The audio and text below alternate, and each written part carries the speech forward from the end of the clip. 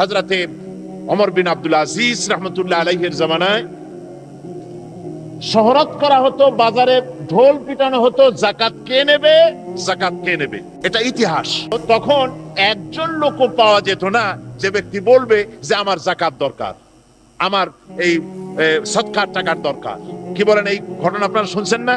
এখন এই যে একটা কথা, যাকাত কে নেবে, চিৎকার মারা হচ্ছে, একটা লোক পাওয়া যাচ্ছে না যে আমার দরকার।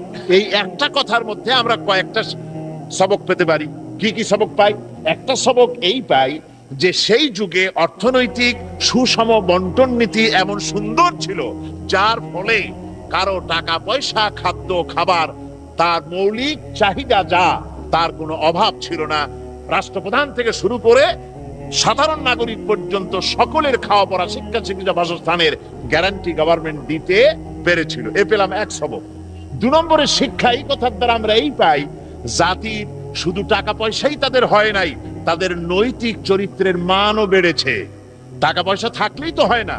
এখন যদি বলা হয় যে আগামীকাল যার ঘর নাই, বাড়ি নাই, থাকার জায়গা নাই, অথবা যার চোখ কানা, তারে এইখানে কম্বল দেওয়া হবে সকালবেলায়।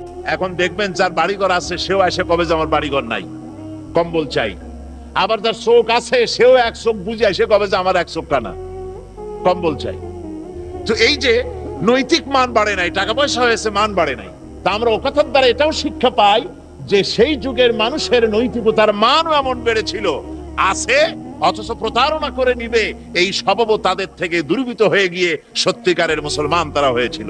ঠিক অনুরূপ ভাবে কোরআনে কারীমের মধ্যে একটা ঘটনা একাধিক জায়গায় যদি এসে থাকে, বহু জায়গায় এরকম হয়েছে, সেটা বিভিন্ন জায়গায়, বিভিন্ন আঙ্গিকে, বিভিন্ন প্রেক্ষাপটে, বিভিন্ন রকমের সবক দেওয়ার জন্য, শিক্ষা দেওয়ার জন্য আল্লাহ পাক তা অবতীর্ণ করেছেন। আমার ভাইরা, মরিস বুকাইলির মতো লোক, ফ্রান্সের যিনি বড় দার্শনিক, উনি বলেছেন যে কোরআনের ভুল ধরার জন্য কোরআন শিখছিলাম।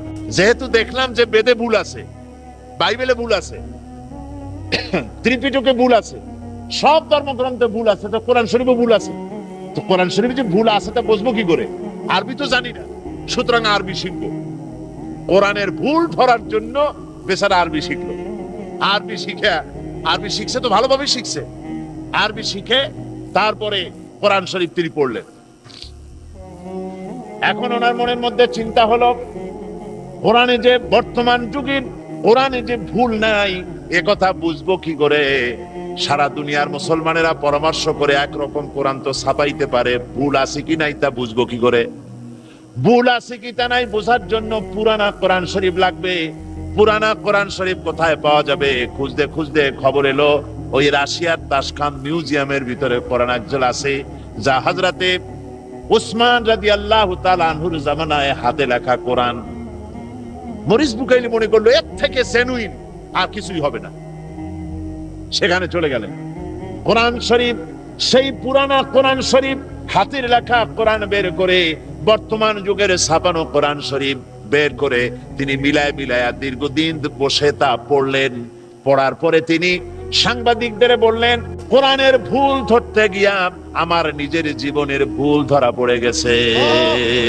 আমি কোরআন শরীফ পড়ে দেখলাম তামাম কোরআনের ভিতরে হযরতে উসমান রাদিয়াল্লাহু তাআলা আনহুর জামানার হাতের লেখা কোরআন আর বর্তমান যুগের ছাপানো কোরআনের ভিতরে আয়াত দাড়ি কমা, আয়াত তো দূরের কথা, সূরা পারা তো দূরের কথা, একটা দাড়ি কমা, একটা ফুল স্টপের কোনো পরিবর্তন আমি দেখতে পাই নাই। শুধু তাই নয়, উনি আরো বলেন, আমি কোরআন শরীফের ভিতরে বিজ্ঞানের যত থিওরি আমি পেয়েছি, এই বিজ্ঞানের থিওরি, পৃথিবীতে যত থিওরি আছে, বিজ্ঞানের আর একটা থিওরি হচ্ছে, বিজ্ঞানের কোন থিওরি ফাইনাল নয়। বিজ্ঞানের কোন থিওরি ফাইনাল নয়। আজকে একজন একটা বলে, কালকে আবার আরেকজন আর একটা বলে। এরকম করে আমি কোরআন শরীফের ভিতরে বিজ্ঞানের তথ্যমূলক যত বর্ণনা কোরআন শরীফের ভিতরে পেয়েছি, এই বিজ্ঞানের থিওরিগুলির ভিতরে কোনো পরিবর্তন দেখি নাই, আর কোনো পরিবর্তন করার সম্ভাবনাও আছে বলে আমি মনে করি না। তিনি বলছেন, গোটা কোরআন শরীফ সংখ্যা তত্ত্বের দিক থেকে, বাচন ভঙ্গির দিক থেকে, এর মধ্যে একটা ভুল ধরার জন্য বহুত চেষ্টা করেছি। গোটা কোরআন শরীফের কোথাও এতটুকু আমি ভুল বর্ণনার ভিতরে, আলোচনার ভেতরে আমার নজরে পাইনি। মরিস বুকাইলি পাবে কি করে? ওর বাপেও পাবে না, ওর চোদ্দ গোষ্ঠীতেও পাবে না, যেহেতু বিষয়টা তো আল্লাহর। বিষয়টা কার? আল্লাহ পাকের। সুতরাং এর মধ্যে আল্লাহ পাক সব বলেছেন, এমন কিছু নাই যা এর মধ্যে বলা হয়নি। এখন এই কোরআন সব সমৃদ্ধ, মানুষের জন্য সমৃদ্ধ হয়ে এসেছে। কিন্তু দুর্ভাগ্য আমাদের এই, আপনারা বলেন ডাক্তারি বই, এই যে হোমিওপ্যাথি কি ম্যাটেরিয়া মেডিকা একটা আছে না, আছে এত বড় এক বই। এখন কেউ যদি তার অসুখ হয়েছে, এখন যদি ওই ম্যাটেরিয়া মেডিকা সে যদি পড়তে থাকে, রোগ ভালো হবে? ডাক্তারের প্রেসক্রিপশন কেউ পড়তে থাকলো আগাগোড়া সকাল বিকাল 2-3 বার, রোগ ভালো হবে? ভালো হবে। কোরআনে কারীমের সবচাইতে বড় মুজিজা আল্লাহ রাব্বুল আলামিন দিলেন, এই কোরআন মানুষের কাছে মুখস্থ করা আল্লাহ পাক সহজ করে দিলেন। আল্লাহ পাক বলছেন, ওয়া লাকাদ ইয়াসসারনাল কুরআনা লিযিকর, কোরআন শরীফকে মুখস্থ করার জন্য আমি আল্লাহ মানুষের কাছে সহজ করে দিয়েছি। সুবহানাল্লাহ। আল্লাহ সহজ করেছেন। আল্লাহ যদি সহজ না করে দিতেন তাহলে আমরা কি পারতাম? দেখেন না কত বড় কোরআন শরীফ। যদিও এখন কোরআন শরীফ খুব ছোট বানাইছে, ছোট বানাতে বানাতে এখন যে ম্যাচ পাওয়া যায়, এই যে দিয়াশলাই, আমাদের দেশের দিয়াশলাই তো আগে বড় ছিল, এখন ছোট হয়েছে। এই দিয়াশলাইয়ের মধ্যে অন্তত 2 জেন কোরআন শরীফ ঢুকায় রাখা যায়, এইরকম ছোট বানাইছে। এ বানাবার অর্থ কি আমি জানি না, এ প্রতিযোগিতা করার কোন মানে আছে বলে আমি মনে করি না। কোরআন শরীফ ছোট বানায় ওদি হবেটা কি? এ তো মানুষ তেলাওয়াত করতে পারবে না, অহেতুক এটাকে ছোট করার কোনো অর্থই হয় না। এখন কোরআন শরীফ যত ছোটই করা হোক না কেন, আয়াত তো 6666টি আয়াত। ছোট কি দিয়া করা হচ্ছে? ছোট করা হচ্ছে অক্ষরগুলিকে ছোট করে করে একেবারে মাইক্রোস্কোপ যন্ত্র ছাড়া দেখাই যায় না, এই পরিমাণ ছোট করে করে ছোট করতেছে। ছোট করার আবার অনেক প্রস্তাব আছে। কেউ কেউ বলে যে কোরআন শরীফ আসলেই ছোট হওয়া উচিত। বলে কিরকম? যে বাইবেল যেমন ছোট হয়েছে, অনেক কিছু কাটছাট করে পকেট সাইজ বাইবেল হয়েছে, ওই রকম কোরআন শরীফের সবর আছে অন্তত 80-90 জায়গায়, সব জায়গায় দিয়ে কাঠি দিয়ে 2-1 জায়গায় রাখলে হয়। তারপরে নামাজ আছে 80 জায়গায় 82 জায়গায়, সব জায়গায় কাঠি দিয়ে 2-1 জায়গায় রাখলে হয়। মুসা আলাইহিস সালামের ঘটনা আছে বহু জায়গায়, সব জায়গা দিয়ে বাদ দিয়ে 1 জায়গায় রাখলে হয়। তারপরে ইব্রাহিম আলাইহিস সালামের ঘটনা অনেক জায়গা আছে, ওগুলো বাদ দিয়ে ছোট ছোট করলে কোরআন শরীফ অনেক ছোট হবে, গ্রহণ করতে সুবিধা হবে। এগুলো হলো চালাক মানুষের বুদ্ধি। ওরা কিন্তু আবার কথা কয় না কোরআন শরীফ ছোট বানার জন্য খুব চিন্তা, কিন্তু একথা বলে না যে আল্লাহ আমার যে 2টা চোখ বেহুদ খরচ করে লাভ কি? চোখ একটা বানায় দাও, একটা কানা করে দাও। 2টা কান দিয়ে লাভ কি? একটা কমায় দাও।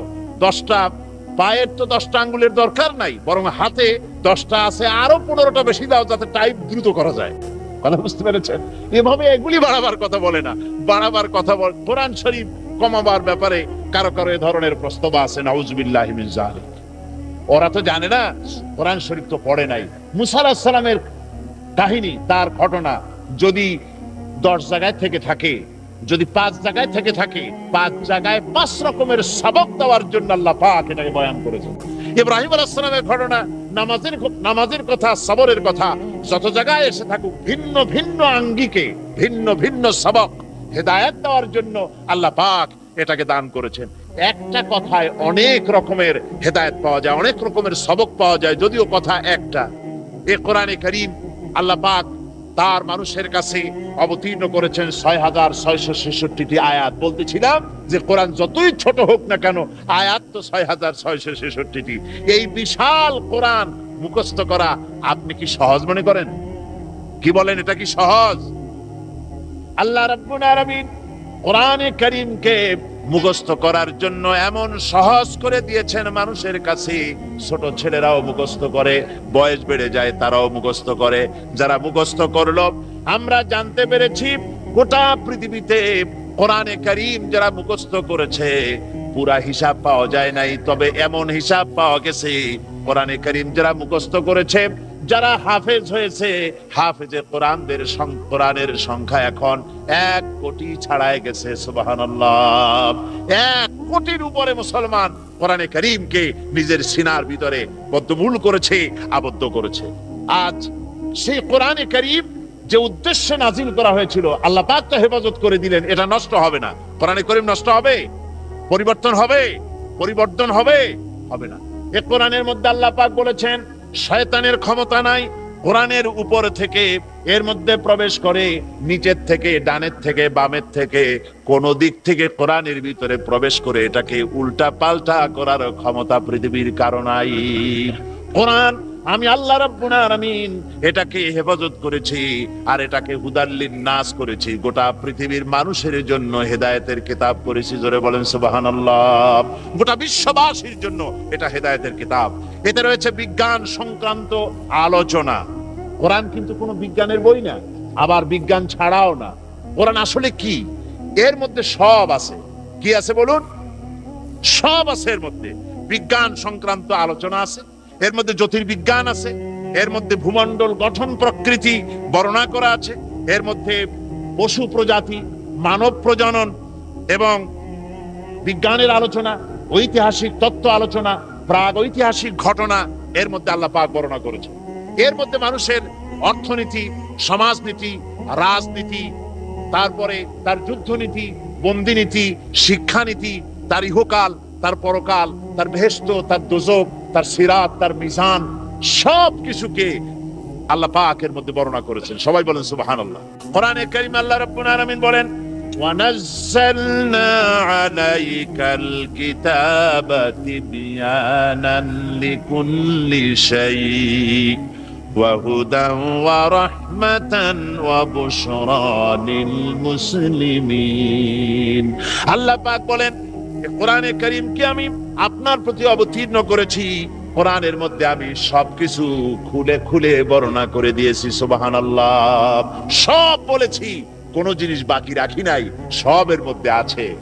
কোরআন শরীফ হচ্ছে গোটা মানবতার চিকিৎসার জন্য আল্লাহ রাব্বুল আলামিন তার চরিত্রের উন্নতির জন্য, তার ভালোর জন্য নাজিল করেছেন। কোরআন শরীফ ডাক্তারের প্রেসক্রিপশন পড়লে, ডাক্তারি বই পড়লে রোগ ভালো হয় না, কিন্তু কোরআন শরীফ পড়লে পরে ফায়দা হয়। তবে যে রোগ ভালো হওয়ার জন্য কোরআন নাজিল হয়েছে, ওই স্বার্থ, ওই ফায়দা মানুষ লাভ করতে পারবে না। কথা বুঝে আসছে? ঠিক বুঝেছেন কিনা? আবার বলে বেড়ান না যে কোরআন শরীফ যদি না বুঝে পড়ে কোনো ফায়দা নেই, এরকম কিন্তু বলি নেই। কোরআন শরীফ ডাক্তারি প্রেসক্রিপশন পড়লে, ডাক্তারি বই পড়লে কোনো ফায়দা নাই। ওষুধ যতক্ষণ আপনি ঠিক মতো না খাচ্ছেন, সেবন করছেন, ততক্ষণ রোগ আপনার ভালো হবে না। একথা যেমন সত্য, কোরআন শরীফ আপনি তেলাওয়াত করলে ডাক্তারি বইয়ের মতো ফায়দা হবে না তা না। কোরআন শুনলে সওয়াব হবে, ফায়দা হবে। তবে যে উদ্দেশ্যে কোরআন অবতীর্ণ হয়েছে, ওই উদ্দেশ্য, ওই বরকত, ওই নিয়ামত আপনি লাভ করতে পারবেন না। কথা বুঝে আসছে? এবার বুঝে আসছে? আপনাকে কোরআন পড়তে হবে, অক্ষরে অক্ষরে সওয়াব পাবেন, কোনো সন্দেহ নাই। চুমা খাইবেন, সওয়াব হবে। দুনিয়ায় কোন বইতে চুমা খাইলে সওয়াব নাই, আল্লাহর কালামে চুমা খাইলে কি আছে? সওয়াব আছে। মাথায় রাখলে সওয়াব আছে, বুকে রাখলে সওয়াব আছে, তেলাওয়াত করলে সওয়াব আছে, বুঝলেও সওয়াব আছে, না বুঝলেও সওয়াব আছে। সুবহানাল্লাহ ওয়া বিহামদিহি। সুতরাং এটা নাজিল হওয়ার আসল উদ্দেশ্য শুধু সওয়াব নয়, আসল উদ্দেশ্য হলো আপনি বুঝবেন, আমল করবেন, সমাজে কায়েম করবেন, দুনিয়াও শান্তি পাবেন, আখিরাতেও শান্তি পাবেন। এখন এই কোরআন অবতীর্ণ করেছেন আল্লাহ পাক, অবতীর্ণ করে বলছেন, আল্লাহ রাব্বুল আলামিন বলেন, আমি এই কোরআনকে অবতীর্ণ করে দিলাম। এই কোরআন যারা মেনে চলবে, কোরআনের আইন কানুন যারা মানবে, ফালা খাউফুন আলাইহিম, ওদের জন্য কোনো ভয় নাই, ওদের জন্য কোনো চিন্তা নাই। জোরে বলেন সুবহানাল্লাহ। জোরে বলেন সুবহানাল্লাহ। আল্লাহ পাক বলছেন কোনো ভয় নাই, কোনো চিন্তা নাই। কোরআন মানো, কোরআন শরীফ অনুযায়ী তোমরা তোমাদের জীবনকে পরিচালিত করো, তাহলে তোমরা দুনিয়ায় শান্তি পাবে, ব্যক্তিতে, পরিবারে, রাষ্ট্রে, সব জায়গায় শান্তি পাবে। আমাদের দুর্ভাগ্য, ওই যে আগেই বলেছি, একদিকে সৌভাগ্যবান জাতি, আর একদিকে দুর্ভাগ্য আমাদের, যে এত বড় নিয়ামত থাকতে এর থেকে আমরা বঞ্চিত। এটাকে আমরা সুন্দর করে পেঁচাইয়া তারপরে ওই মেয়ের সাথে দিয়ে দেওয়া হয় বিবাহের সময়। বিবাহের সময় মেয়ে বাড়িতে দিয়ে দেওয়া হয়, তা তো আগে দিত, এখন তাও বন্ধ হয়ে গেছে। এখন কোরআন শরীফে দেয় না। আগে অন্তত বিবাহের সময় মেয়ে দেখতে গিয়ে জিজ্ঞেস করতো যে কোরআন শরীফ পড়তে পারো কিনা মা, একটু কোরআন শরীফ পড়ো। শ্বশুরে জিজ্ঞেস করতো, শাশুড়িতে, হবু শ্বশুর, হবু শাশুড়ি, হবু বউকে জিজ্ঞেস করতো, পুত্রবধূকে, কোরআন পড়তে জানো কিনা, সূরা ফাতিহাটা পড়ো তো। কি বলেন? এগুলি জিজ্ঞেস করা হতো না আগে? এখন এই সব জিজ্ঞেস করে না। কোরআন জিজ্ঞেস করবে কখন? আগেই জিজ্ঞেস করে রবীন্দ্রনাথের সঙ্গীতের প্যানপ্যানানি সুর জানো কিনা, নাচতে পারো কিনা। এইগুলো হলো আগের জিজ্ঞাসা। নাউযুবিল্লাহি মিন যালিক। আগে এমন অবস্থা ছিল, সকাল বেলায় বাড়ি থেকে যখন বেরোতাম আমাদের অবস্থা তো এই ছিল, আব্বা অর্ডার করতেন ফজরের নামাজ পড়ে তেলাওয়াত না করে বিছানা থেকে উঠতে পারবে না, যায় নামাজে বসে থাকতে হবে, তেলাওয়াত করতে হবে, জোরে জোরে তেলাওয়াত করতে হবে যেন আমি শুনতে পাই। বাড়িতে বাড়িতে তেলাওয়াতের আওয়াজ হতো, প্রত্যেক মুসলমানের ঘরের থেকে তেলাওয়াতের আওয়াজ বেরোতে সকালবেলা। এটা সত্য কথা বলছি কিনা বলেন? যারা বুড়া মানুষ তারা বলেন এটা ঠিক কিনা। এখন সকালবেলা ফজরের সময় তেলাওয়াত করবে কি? ফজরই তো হয় না, আবার যাও ফজর হয় তারপরে ঘুমায় জনমের মতো।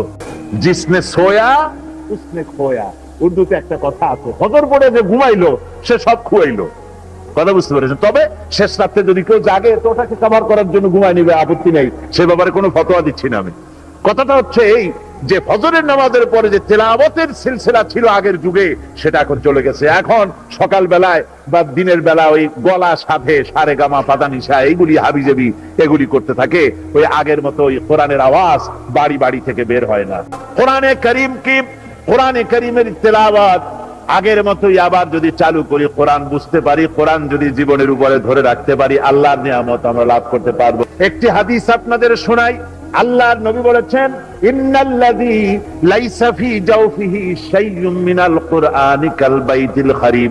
আল্লাহর নবী বলেন, যে দেহের ভিতরে কোরআন নাই ওই দেহটা হচ্ছে একটা সারা বাড়ির মতো। যে দেহের ভিতরে কোরআন নাই এইটা হচ্ছে একটা পরিত্যক্ত বাড়ির মতো, যে বাড়িতে মানুষজন বাস করে না। এরকমের বাড়িকে চট্টগ্রামে কি বলে? জি, সারাবিটা খদ্দে না, এইটাকে সারাবিটা বলে। তো এখন যেই বাড়িতে মানুষ থাকে না ওইটা হচ্ছে সারাবিটা। আচ্ছা, এই সারাবিটা থেকে যখন মানুষ রাতের বেলায় ওর কাছ থেকে যখন যায় তখন ভয় করে কিনা? কন ভয় করে কিনা? কিসের ভয়? যেহেতু মানুষ থাকে না ভয় করে। কেন? ওই বাড়ির মধ্যে কি থাকে? বাড়ির মধ্যে কি থাকে? কন ভূত বলে আসলে কিছু নাই। ওর মধ্যে হয় জেন আছে, না হয় শয়তান, না হয় সাপ, না হয় পাতিশিয়াল, না হয় বেজি, না হয় তেলাপোকা, এইসব হাবিজাবি ওই ঘরের মধ্যে। এই জন্য মানুষেরা বয়সী হোক আর ছোট বয়সী হোক, পুরো বাড়ি কি জানি করলেন আপনি ওটার নাম? সারাবিটা। ওই সারাবিটার সামনে দিয়ে যাওয়ার সময় মানুষ একেবারে দৌড় দেয়, নাক চোখ বন্ধ করে বা দ্রুত পায়ে হাঁটে, যেখানে শয়তান আছে, ভূত আছে। হুজুর সাল্লাল্লাহু আলাইহি ওয়াসাল্লামের দৃষ্টান্তটা কতটা সুন্দর! সুবহানাল্লাহি ওয়া বিহামদিহি। মানুষ বাস না করলে যেমন ঘরের ভিতরে শয়তান থাকে, ওই শিয়াল থাকে, কুকুর থাকে, ইঁদুর থাকে, বান্দর থাকে, সাপ থাকে, অনুরূপ ভাবে যে দেহের ভিতরে কোরআন নাই সে দেহটা ওই রকম একটা পরিত্যক্ত বাড়ির মতো। ওখানে যা থাকে এটার মধ্যে তাই থাকে। কি থাকে তার আমি ব্যাখ্যা করলাম না। ডক্টর মরহুম শহীদুল্লাহ, আল্লাহ তাকে জান্নাত নসিব করুন, সবাই বলুন আমিন। এখন ওনার জন্মবার্ষিকী, মৃত্যুবার্ষিকী শিক্ষিত লোকেরা এখন পালন করে না, এক শ্রেণীর শিক্ষিত। কারণ কি? কারণ উনি মুখে দাঁড়িয়ে রাখছিলেন, উনি নামাজ পড়তেন। তো দাঁড়িয়ে যদি রাখলো, নামাজই যদি পড়লো, তাহলে কি আর বুদ্ধিজীবী থাকলো নাকি? কোন দেশি বুদ্ধিজীবী নামাজ পড়ে, রোজা রাখে, মুখে দাঁড়িয়ে রাখে, আবার ফুরফুরার পীর হযরত মাওলানা আবু বকর সিদ্দিক আল কুরাইশি রাহমাতুল্লাহ আলাইহির খলিফা, তিনি এটা একটা বুদ্ধিজীবী হইল? ওনাকে লোকেরা, উনি যখন ডক্টরেট ডিগ্রি নিয়ে আসে তখন পুরান ঢাকার বহুত লোক ওনার কাছে রোগের চিকিৎসার জন্য গেছে। তারপরে উনি বুঝাতে বুঝাতে ব্যর্থ হয়ে, অনেক সময় ব্যর্থ হয়ে যেতেন যে আমি আসলে ডক্টর, আমি ডাক্তার না। পুরান ঢাকার লোকেরা নাকি তখন বলতো যে ডক্টর হইছে মগার ঔষধ দিবার পারে না। তো এখন ওই লোকটিকে, অমন একটি লোককে এখন তার বিদ্যা বুদ্ধি, তার জ্ঞান সবকিছু এদের কাছে ম্লান হয়েছে, যেহেতু তিনি নামাজি ছিলেন, দিনদার ছিলেন, পরেশগার ছিলেন। যাক সে কথা। ডক্টর মরহুম শহীদুল্লাহ তিনি বলতেন, শিক্ষিতদেরকে বক্তৃতা করতে গিয়ে বলতেন, তোমরা শিক্ষিত লোক ঠিকই, তোমরা বুদ্ধিমান ঠিকই, তোমরা বিদেশ থেকে ডিগ্রি এনেছো তাও ঠিক, নামের আগে ডক্টর, এরকম পিএইচডি অনেক কিছু তোমরা লাগাচ্ছ ঠিকই, তবে শোনো, তোমরা পণ্ডিত, কোরআনের ইলম যদি তোমাদের না থাকে তাহলে তোমরা মূর্খ পণ্ডিত। পণ্ডিত ঠিকই, কিন্তু কোরআনের ইলম নাই, কিচ্ছু নাই, মূর্খ পণ্ডিত। তার কারণ হচ্ছে ওমা উতিতুম মিনাল ইলমে ইল্লা কালিল, তোমাদেরকে খুব সাধারণ সামান্যতম জ্ঞান তোমাদের দান করা হয়েছে। আসল জ্ঞানের উৎস হচ্ছেন আল্লাহ রাব্বুল আলামিন। যারা বলেন আসল জ্ঞানের উৎস কে? সুবহানাল্লাহ বিহামদি। আসল জ্ঞানের উৎস হচ্ছেন সেই আল্লাহ পাক। এই জন্য রাসূল পাক সাল্লাল্লাহু আলাইহি ওয়াসাল্লাম বলেছেন, খায়রুকুম মান তাআল্লামাল কুরআনা ওয়া আল্লামাহু। হুজুর বলেছেন, তোমাদের মধ্যে শ্রেষ্ঠ, ভালো, উত্তম সেই ব্যক্তি যে ব্যক্তি নিজে কোরআন পড়ে এবং নিজে শেখে আর অপরকে শেখায়, সে হলো সবচাইতে ভালো। আল্লাহর নবী বলেছেন, এই কোরআন এমন এক কোরআন, যে কোরআনের কথা যখন জেনেরা শুনেছে, জেনেরা তখন এই কোরআনের কথা শুনে তখন তারা বলেছে, জেনেরা পর্যন্ত বলেছে, ইন্না সামি'না কুরআনান আজাবান ইয়াহদি ইলার রুশদি ফাআমান্না বিহি। জেনেরা পর্যন্ত কথা না বলে থাকতে পারে নাই, কোরআন শোনা মাত্রই তারা বলেছে, ইন্না সামি'না কুরআনান আজাবা, আমরা আশ্চর্য ধরনের কোরআন আমরা শুনেছি, যে কোরআন ইহদি ইলার রুশদি, যে কোরআন সঠিক এবং সহজ রাস্তা দেখায়। জোরে বলেন সুবহানাল্লাহ। জেনেরা বলল, আমরা শুনলাম, ফাআমান্না বিহি, শোনা মাত্রই আমরা এই কোরআনের প্রতি ঈমান আনলাম। সুবহানাল্লাহ বিহামদি।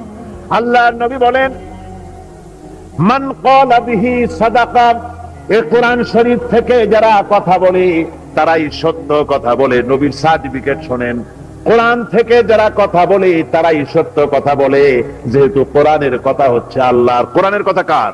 আল্লাহ। ওয়া মান আসদাকু মিনাল্লাহি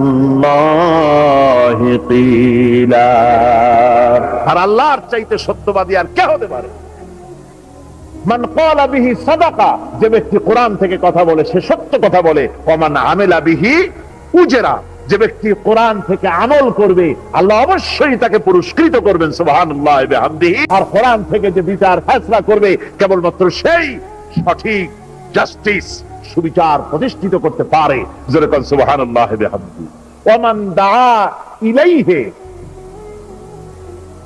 হাদা ইলা সিরাতিল মুস্তাকিম, আর যে ব্যক্তি কোরআনের দিকে মানুষকে ডাকে সেই ব্যক্তি কেবল সহজ সরল রাস্তা মানুষকে দেখায়। সুবহানাল্লাহ পড়ে।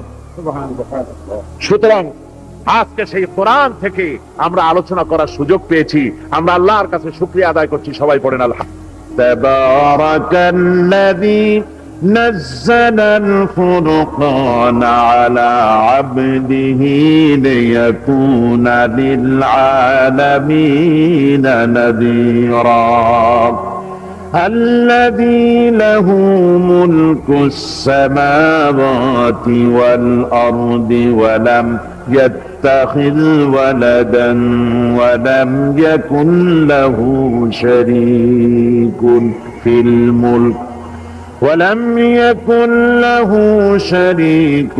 في الملك وخلق كل شيء فقدره تقديرا. صدق الله العظيم.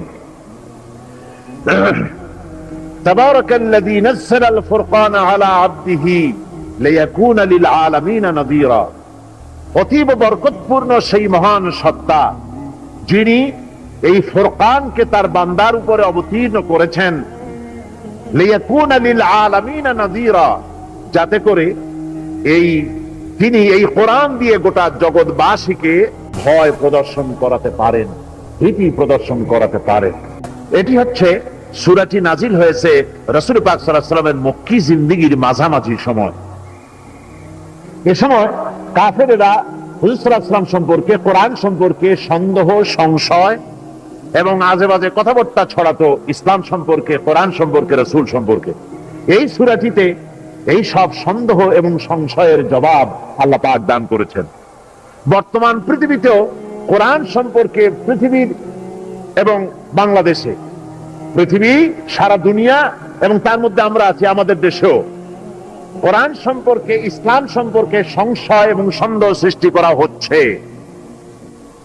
মুসলমানদেরকে মৌলবাদী বলা হচ্ছে, কোরআনকে তথাকথিত পবিত্র গ্রন্থ বলা হচ্ছে, বেহেশতকে অসভ্য উদ্যান বলা হচ্ছে, বেহেশতকে পৃথিবীতে অতৃপ্ত বহুগামী পুরুষের স্থান বলা হচ্ছে, বেহেশতের ভিতরে মানুষদেরকে মদ পান করা হবে এবং সুন্দরী নারী লোভ দেখিয়ে তাদেরকে নামাজ রোজা করবার জন্য বাধ্য করা হচ্ছে বলে বলা হচ্ছে।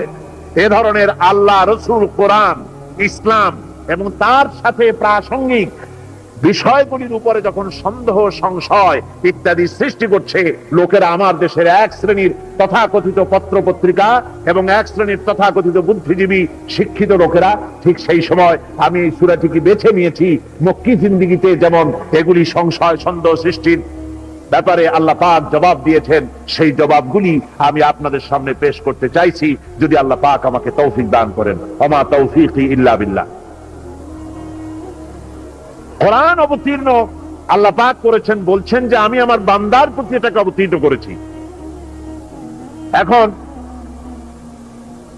অতীব বরকতপূর্ণ সেই সত্তা যিনি তার বান্দার প্রতি এই ফুরকান অবতীর্ণ করেছেন। বরকত শব্দ গৃহীত হচ্ছে অর্থ বিপুলতা এবং প্রাচুর্য, উচ্চতরতা, বিরাটত্ব এবং ব্যাপকতা এর মধ্যে শামিল রয়েছে। কোরআনে কারিমে এই শব্দের বরকত শব্দটা বিভিন্ন জায়গায় আল্লাহ পাক বিভিন্ন ভাবে ব্যবহার করেছেন। যেমন আলা লাহুল খালকু ওয়াল আমর তাবারাকাল্লাহু রাব্বুল আলামিন। আলা লাহুল খালক ওয়াল আমর, সাবধান জেনে রাখো সৃষ্টি যার, আইন হচ্ছে তার, আর তিনি বরকতপূর্ণ। শুধু বরকতপূর্ণ নয়, বরং তিনি এই পৃথিবীর সবকিছুর পালনেওয়ালা, তিনি সকল কিছু প্রতিপালন করেন। এখানে তাবারক শব্দের অর্থ হলো শুধু সৃষ্টি করেন না, বরং পূর্ণতা দান করেন, তার প্রয়োজন মিটান, তাকে পূর্ণতা দান করে দেন। আবার অন্য আয়াতের ভিতরে বরকত শব্দ আল্লাহ রাব্বুল আলামিন এভাবে নিয়ে এসেছেন, ওয়ালাকাদ খালাকনাল ইনসানা মিন সুলালাতিন মিন তিন। আমি মানুষকে সৃষ্টি করেছি মাটির নির্যাস থেকে। সুম্মা জাআলনাহু নুতফাতান ফি ক্বারারিম মাকিন। এরপরে সেই মাটির নির্যাস থেকে স্বামী স্ত্রীর এক বিশেষ প্রক্রিয়ার মাধ্যমে মাতৃ জঠরের ভিতরে ফি ক্বারারিম মাকিন, একটা সুরক্ষিত জায়গার ভেতরে আমি এটাকে হেফাজত করেছি। ثم خلقنا النطفة علقة فخلقنا العلقة مضغة। এরপরে আমি ওই নাপাক পানিকে আমি জমাট রক্তে পরিণত করেছি, আবার জমাট রক্তগুলিকে আমি গোশতে পরিণত করে দিয়েছি। তারপর গোশত এবং চামড়া দিয়ে সুন্দর করে বডি ফরমেশন করে আমি চামড়ার ছাউনি দিয়ে সুন্দর করে মানুষের আকৃতি দিয়েছি। ثم أنشأناه خلقا آخر فتبارك الله أحسن الخالقين। আর এরপরে আমি সুন্দর করে এক মানুষের আকৃতি তাকে দিয়ে সুন্দর করে এই পৃথিবীতে তাকে পাঠিয়েছি। এখানে তাবারক শব্দ দিয়ে আল্লাহ রাব্বুল আলামিন ওই প্রতিপালনের কথাই বলেছেন। শুধু প্রতিপালন নয়, প্রবৃদ্ধি, মানুষের শরীরের বাড়তি। অর্থাৎ আমি শুধু সৃষ্টি করি নাই, প্রতিপালন করেছি, প্রয়োজন মিটিয়েছি। যখন যেটা দরকার সেই দরকারও আমি তাকে মিটিয়ে দিয়েছি। যেমন মানুষ যখন পৃথিবীতে এসেছে, আসার সাথে সাথে মুখে দাঁতের দরকার ছিল না, যেহেতু সে লিকুইড খাচ্ছে, লিকুইড খাবে, তরল জিনিস খাবে, দাঁতের দরকার নাই। যখন দাঁতের দরকার হলো, বিনা চাহিদায়, বিনা দরখাস্তে, বিনা কামদাকাটিতে, বিনা মুনাজাতে আল্লাহ রাব্বুল আলামিন প্রয়োজন মাফিক তার দাঁতের ব্যবস্থা করেছেন, চোখের আকৃতি দিয়েছেন, নাক দিয়েছেন, যা দরকার আস্তে আস্তে শরীরের হাত পাও, অঙ্গ প্রত্যঙ্গাদি আস্তে আস্তে করে এর বৃদ্ধি ঘটিয়েছেন, সৃষ্টি করলেন, প্রতিপালন করলেন, আবার পূর্ণতায় পৌঁছিয়ে দিলেন। এভাবে করে বরকত শব্দের এখানে যে বরকত ব্যবহার করা হয়েছে, এখানে যে বরকতটা সেটা হচ্ছে অনুগ্রহের ব্যাপারে এই বরকত শব্দটা এখানে ব্যবহার করা হয়েছে। তার মানে ওই আল্লাহ রাব্বুল আলামিন, ওই সত্তা, ওই মহান সত্তা যিনি বরকতপূর্ণ, তিনি অনুগ্রহ করেছেন। কি অনুগ্রহ? বিরাট অনুগ্রহ এবং কল্যাণ তিনি তোমাদের প্রতি করেছেন। সেটা হচ্ছে নাজ্জালাল ফুরকান, কোরআন শরীফ দিয়েছেন। এটা হচ্ছে গোটা বিশ্ববাসীর জন্য আল্লাহ পাকের সবচেয়ে বড় অনুগ্রহ। জোরে বলেন সুবহানাল্লাহ। কোরআন হচ্ছে বিশ্বের সর্বশ্রেষ্ঠ নিয়ামত। শ্রেষ্ঠ নিয়ামত কি কোন? কোরআনে কারীম হচ্ছে সর্বশ্রেষ্ঠ নিয়ামত এই পৃথিবী।